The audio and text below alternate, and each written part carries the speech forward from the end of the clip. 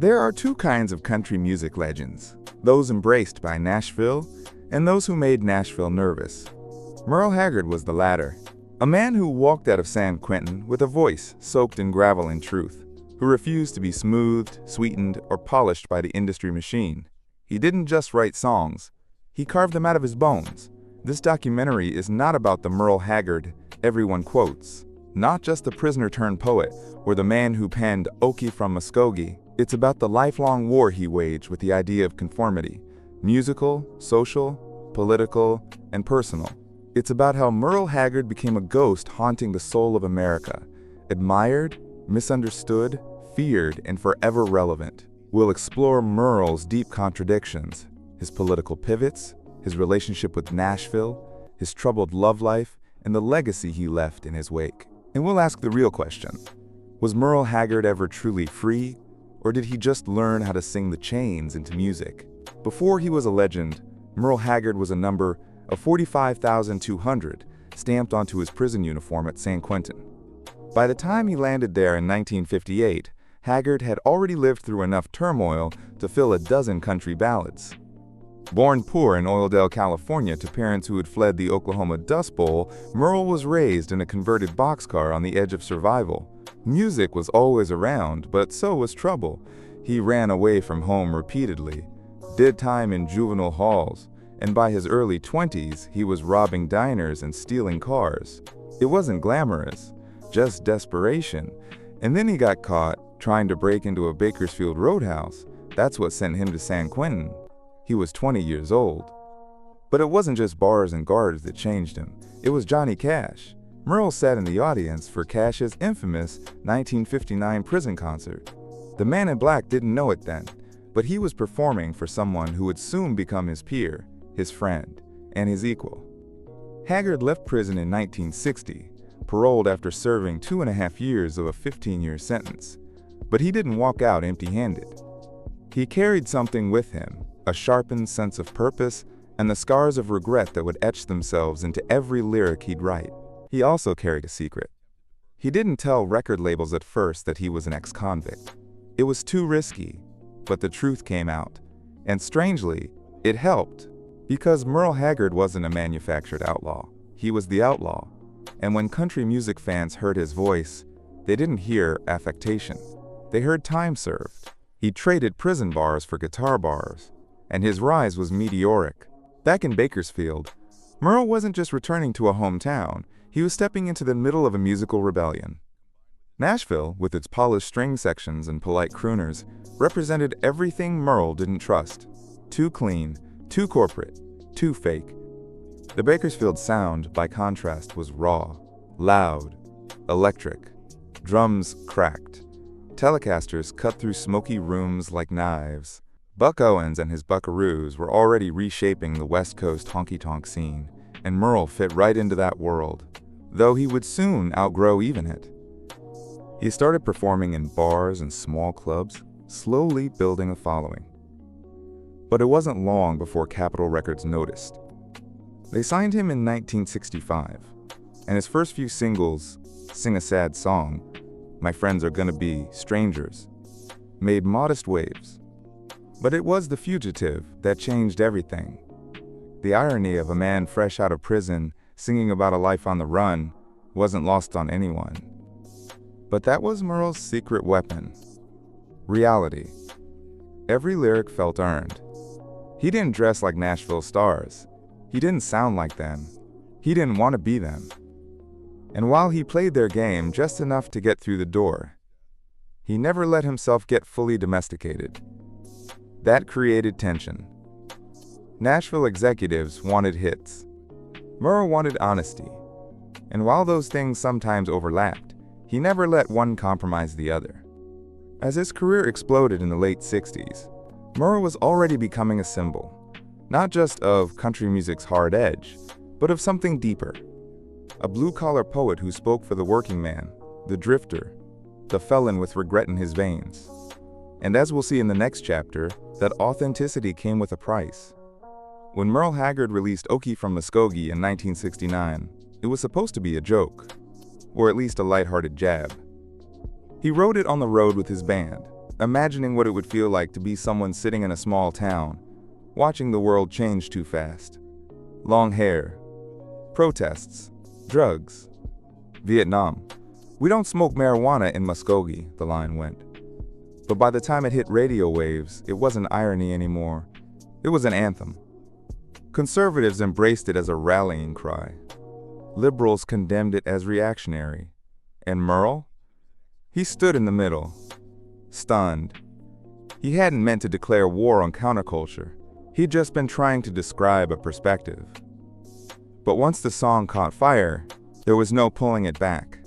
Politicians started quoting him. Crowds expected him to be a spokesman for the silent majority. Haggard found himself boxed in, branded. But Merle wasn't a man you could brand. Within a few years, he released Irma Jackson, a song about interracial love that his label begged him not to put out. It didn't fit the narrative, it confused the audience. But that was the point. Haggard was more complicated than the headlines.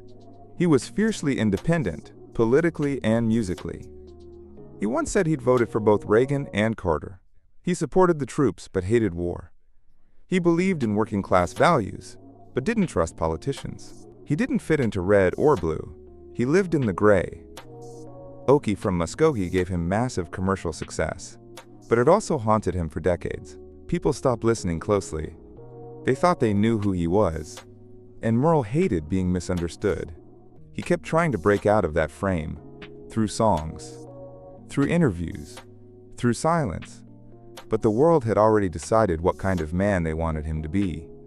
And that's where we go next, into the quiet rebellion behind his lyrics, and the heartbreaks that pushed them deeper. If Merle Haggard's songs sounded heartbreakingly real, it's because he lived every word. Behind the outlaw image and political fog was a man whose personal life was as complicated as his lyrics. He was married 5 times. The most iconic of those marriages was to Bonnie Owens, the ex-wife of Buck Owens, and a country singer in her own right. Bonnie wasn't just his partner. She was his harmony, on stage and off. She stood by him during his early Capitol years, sang backup on many of his biggest hits, and helped shape the sound that made him a legend. But the road is a hard mistress. Touring never stopped. Neither did the Temptations. Merle drank, he used pills, he chased other women, and eventually the marriage broke. Yet Bonnie never really left his orbit. She stayed in the band for years, even after their divorce, guiding him musically. That's the kind of love Merle understood best. Damaged, but enduring. His subsequent marriages, including a stormy union with singer Leona Williams, were often marked by the same mix of passion and chaos. Merle poured it all into songs like "Today I Started Loving You Again," "If We Make It Through December," and "Always Wanting You." Those weren't just hits, they were diary entries. Merle was never good at being still. He was a creature of the road, always moving, always chasing something. Applause, escape, redemption. Maybe all of it at once.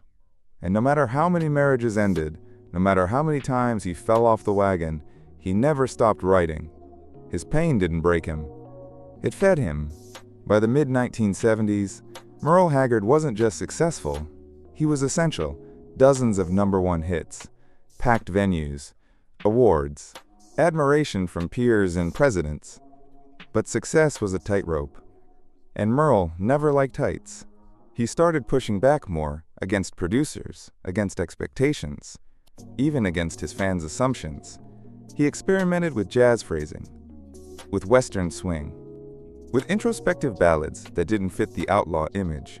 People kept trying to paste onto him, while his contemporaries leaned into branding, cowboy hats, rebel slogans, radio-friendly choruses. Merle got stranger, more inward, more unwilling to play the part. And the industry didn't know what to do with him. Nashville wanted consistency. Merle gave them contradiction. Radio wanted an easy hero. Merle gave them a wounded realist. The 80s brought a dip in popularity. The hits slowed down. Country music was changing, becoming more polished, more packaged. And Merle, in his 50s by then, felt out of place in a world he'd helped build. Labels dropped him. Trends passed him by. But he didn't stop. He couldn't. The truth wasn't marketable anymore, but that never stopped him from singing it. And slowly, a new kind of respect began to form. Not the kind that fills stadiums, but the kind that fills hearts. Younger artists, from Dwight Yoakam to Willie Nelson to even rock musicians, started calling him an influence, a hero, a prophet. The world had moved on, but Merle had never been part of it in the first place. He kept playing, kept writing, kept living on his own terms, and that stubbornness became its own kind of freedom. In 1994, Merle Haggard was inducted into the Country Music Hall of Fame. It was overdue. It was awkward. It was perfect. He accepted the honor with a smirk, as if to say, "Now you want me?" But Merle wasn't bitter. He was just Merle. Never one to hold a grudge for too long, unless it was against himself. The later years of his life were spent in a kind of roaming peace. He toured when he wanted to, collaborated when the mood struck. He released albums independently, ignored radio, and started showing up on the playlists of people half his age. He made a record with Willie Nelson called Django and Jimmy in 2015, a tribute to their roots and their rebels. It debuted at #1 on the Billboard country chart. Merle was 78. He joked about dying, about how he'd probably croak on the bus, but behind the humor was a man who knew time was catching up. The prison kid, the outcast, the voice of dusty highways and broken hearts, now staring down the final road. He didn't flinch, and on April 6, 2016, his 79th birthday, Merle Haggard passed away, just as he predicted he would. At home, surrounded by family, with no apologies left to give, what do we do with a legacy like Merle Haggard's? He doesn't fit the mold. He never did. He was a right-winger who wrote protest songs, a romantic who couldn't keep a marriage, a felon who became a national treasure, a man who could have played the game and won big, but chose instead to play it his way, even when it cost him. Maybe that's the point. Merle Haggard didn't live the American dream. He complicated it. He stained it with blood and whiskey and truth. He made it honest. And the country he sang about, the lost highways, the broken factories, the men staring out of bar windows at lives they used to have, is still here. It's still listening. Because as long as there are people who feel misunderstood, people who don't quite fit the narrative, people who live between the lines, there will be Merle. And somewhere, out there, his voice still plays. Not just in jukeboxes or radio archives, but in the ache of anyone who ever felt like an outsider, a rebel, a free man who never asked permission. Thank you for watching today's video. Don't forget to subscribe, like, share, and leave a comment down below. Who should we make next video about?